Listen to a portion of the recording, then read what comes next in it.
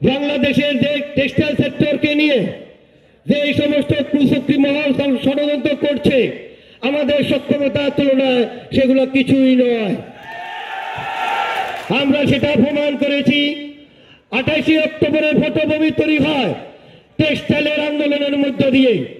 আমরা টেক্সটাইলের শ্রমিক আন্দোলনের মধ্য দিয়ে ধারাবাহিকভাবে সেই আন্দোলনকে 28 অক্টোবর সেখান থেকে ধারাবাহিকভাবে 5 আগস্ট পর্যন্ত এসে একটা সফলতা আপাতত অর্জন করেছি। বন্ধুগণ, চূড়ান্ত সফলতার দিকে আমাদেরকে যেতে হবে।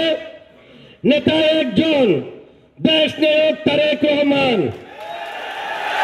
দেশ নায়ক তারেক রহমানের নির্দেশে আমরা টেক্সটাইল ইঞ্জিনিয়াররা বাংলাদেশের প্রত্যেকটা ইপিজেড, বিসিক, ঢাকা, চট্টগ্রাম, গাজীপুর, সাভার, নরসিংদী, নারায়ণগঞ্জ জুড়ে যেভাবে তীব্র আন্দোলন গড়ে তুলে এই ফ্যাসিস্ট হাসিনাকে পতন করতে বাধ্য হয়ে করেছি, ঠিক অনুরূপভাবে আমরা টেক্সটাইল ইঞ্জিনিয়াররা এই বাংলাদেশকে স্বনির্ভর বাংলাদেশ গড়ার আন্দোলনে ঝাঁপিয়ে পড়বো ইনশাল্লাহ।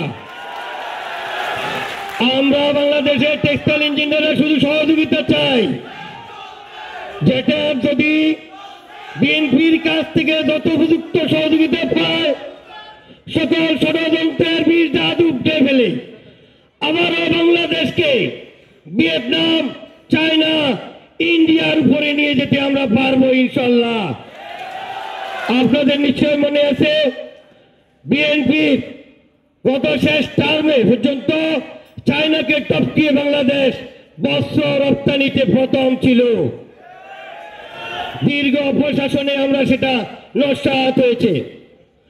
দেশনায়ক তারেক রহমান বক্তব্য রাখবেন, আমাদেরকে নির্দেশনা দিবেন আমরা কিভাবে আবারও বিশ্বের বস্ত্র বাজারে প্রথম হতে পারি এবং আমাদের টেক্সটাইল ইঞ্জিনিয়ারদের পেশা, টেক্সটাইল সেক্টরের যে পেশা সেটাতে আমরা সমৃদ্ধ হতে পারি, টেক্সটাইল ইঞ্জিনিয়ারদের পেশা ভিত্তিক সমস্যাগুলা আমরা সমাধান করতে পারি।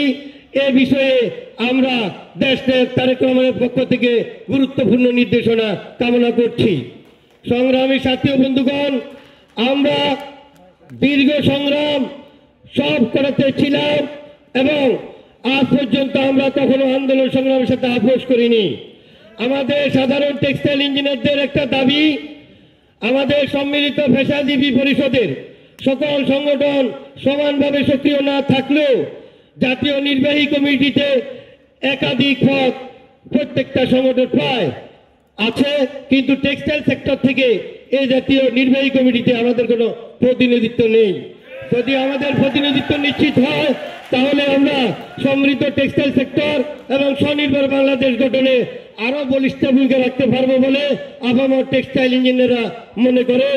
আমি তাদের পক্ষ থেকে আমাদের বিএনপির মহাসচিব এবং আমাদের সম্মিলিত পেশাজীবী পরিষদের আহ্বায়ক এজেডএম জাহিদ হোসেনের মাধ্যমে আমাদের আজকের অনুষ্ঠানের প্রধান অতিথির কাছে আমি নিবেদন জানাচ্ছি, বাংলাদেশ জাতীয়তাবাদী দল নির্বাহী কমিটির পদে আমাদের টেক্সটাইল ইঞ্জিনিয়ার থেকে সম্পাদকীয় পদ সহ অন্তত 10টি পদে যাতে আমাদেরকে অন্তর্ভুক্ত করা হয়। আজকের অনুষ্ঠানটি সফল করার জন্য আপনাদের সবাইকে ধন্যবাদ জানাচ্ছি। সাংবাদিক বন্ধুগণ সকাল 10টা থেকে সময় দিয়েছেন, সেজন্য আপনাদেরকে ধন্যবাদ জানাচ্ছি। পরিশেষে নেতৃবৃন্দ এবং আজকের অনুষ্ঠানের প্রধান অতিথি আমাদের সকলের অন্তরের অন্তঃস্থলে যার স্থান